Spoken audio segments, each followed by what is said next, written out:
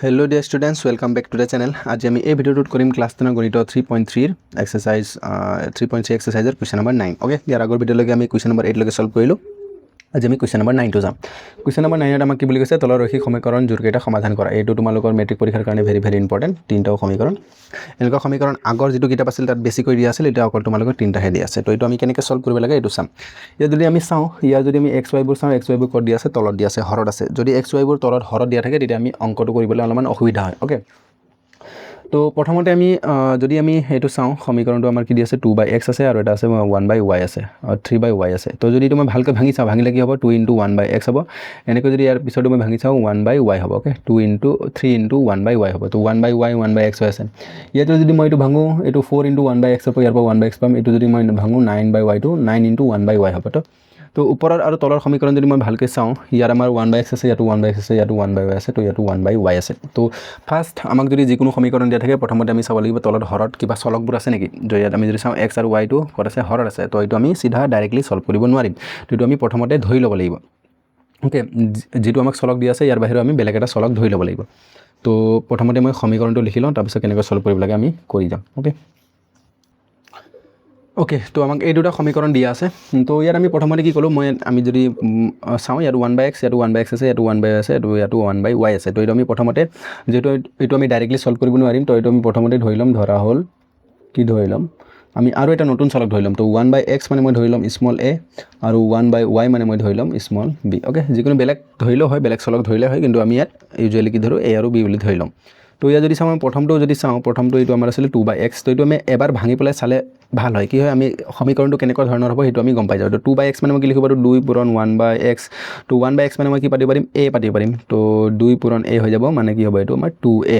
তো যি সহগ আছে তাৰ লগত এই চলকটো পূৰণ হ'ব ইয়াত যেটো 2 আছিল তো এটো হ'ব আমাৰ 2a তো আমি যদি এইখিনি বস্তুটো পাতি দিও 1/x মানে a পাতো 1/y মানে b পাতো তেন্তে এক নম্বৰ সমীকৰণৰ পৰা মই কি পাম এটো হ'ব আমাৰ 2a টাইপৰ হ'ব ওকে তো এটো হ'ব আমাৰ 2a প্লাস পিছত আছে আমাৰ 3/y আছে 3 মানে y মানে কি হয় b তো এটো হৈ যাব আমাৰ 3b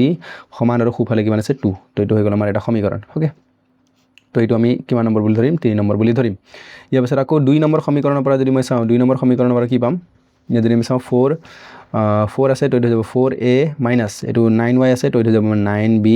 সমান কি হৈ যাব ইয়াৰ পিছত আছে -1 তো এটো থাকে আমাৰ -1 এ থাকিব আমি কি কৰিলো যিবিলাক আমাৰ 1/x আৰু 1/y আছিল তাৰ ঠাইত মই a আৰু b পাতিলো আৰু এটো পাটাৰ লগে লগে এনেকৈ হৈ গ'ল 2a + 3b 2 আৰু ইফালে 4a - 9b = -1 এটো কেনেকৈ চালো আমি ইয়াত ভাঙি পেলাই চালো আৰু পাতি চালো এনেকুৱা টাইপৰ হ'ব তো তাৰ পৰা আমি এটো লিখিলো ওকে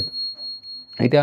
আমি কি কৰিব লাগিব এটো আমি অপনয়ন পদ্ধতিৰে আমি সলভ কৰিম তো 3 ৰ পৰা আমি কি কৰিম 4 নম্বৰত আমি সমীকৰণটো কি কৰিম বিয়োগ কৰিম ওকে এটো 3 নম্বৰৰ পৰা 4 নম্বৰটো বিয়োগ কৰিম কিন্তু আমি ডাইৰেক্টলি বিয়োগ কৰিব নোৱাৰো কাৰণ আমাৰ ইয়াত কি হয় পদবোৰ মিলি থকা নাই তো আমি ইয়াত 3 নম্বৰত আমাৰ যদি আমি চাও 3 নম্বৰ সমীকৰণ আমি 4 নম্বৰৰ কি আছে এৰ সহ কি আছে 4 আছে তো আমি 4 ৰে পূৰণ কৰিম তো 3 নম্বৰ সমীকৰণক এটা আমি 4 ৰে পূৰণ কৰিম 4 ৰে পূৰণ কৰিলে এটো হ'ব 4 * 8 8a প্লাস আকৌ 4 ৰে পূৰণ কৰিলে 4 * 3 = 12 12b সমান আৰু ইফালে 4 আৰু 2 পূৰণ কৰিলে হ'ব আমাৰ 4 * 8 ওকে এনেকৈ আমি 4 নম্বৰ সমীকৰণকো পূৰণ কৰিম 4 নম্বৰ সমীকৰণক কিহেৰে পূৰণ কৰিম 3 নম্বৰৰ এৰ সহ কি আছে 2 আছে তো আমি 2 ৰে পূৰণ কৰিম 2 ৰে পূৰণ কৰিলে কিমান হ'ব যদি মই 2 ৰে পূৰণ কৰো এটা 4 নম্বৰক আমি পূৰণ কৰি আছে 4 * 8 মাইনাস আকৌ 2 ৰে পূৰণ কৰিলে 9 * 2 = 18 b আৰু খুফালে আছে 1 তো 2 * 2 মাইনাস আছে -1 2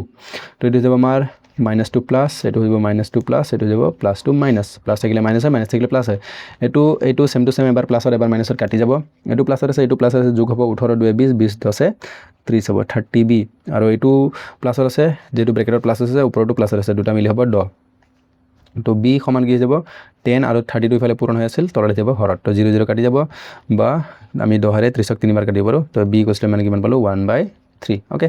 এটা b ৰ মানটো আমি একত নাপাতো কাৰণ ইয়াত xy আছে আমি যত ab আছে তাতে পাতিম তো 3 নম্বৰত পাতি দিম ওকে তো b ৰ মান 3 ত পাতি পাও এতেকে বা আকৌ b ৰ মান 3 নম্বৰ সমীকৰণত পাতি পাও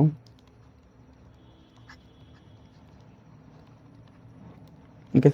তো 3 নম্বৰটো মই এবাৰ লিখি লম 2a + 3b = 2 2a + 3b = 2 okay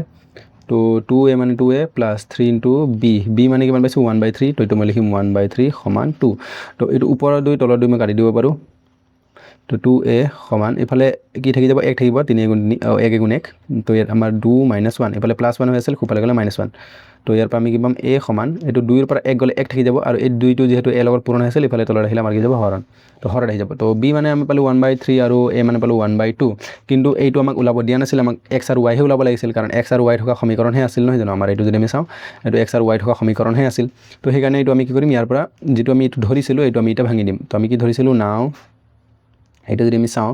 কি ধৰিছিলোঁ আমি 1/x মানে আমি ধৰিছিলোঁ a হয়নে তো এটা আমি a এর মান পাতিম ইয়াত 1/x এটা a মানে কিমান পাইছোঁ 1/2 পাইছোঁ তো এটা আমি দুইটাও কি কৰি দিম উলুটাই দিম তো x to 1/x to x হৈ গ'ল এইটো 1/2 to কি হৈ যাব 2 তো x এর মান পালো 2 আৰু ইফালে যদি আমি চাওঁ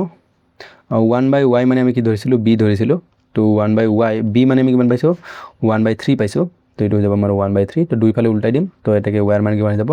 এইটো উল্টাই দিলে হৈ যাব 3 তো আমি পালো x এর মান 2 আৰু y এৰ মান পালো 3 এইটো হ'ব আমাৰ নিৰ্ণয় সমাধান ওকে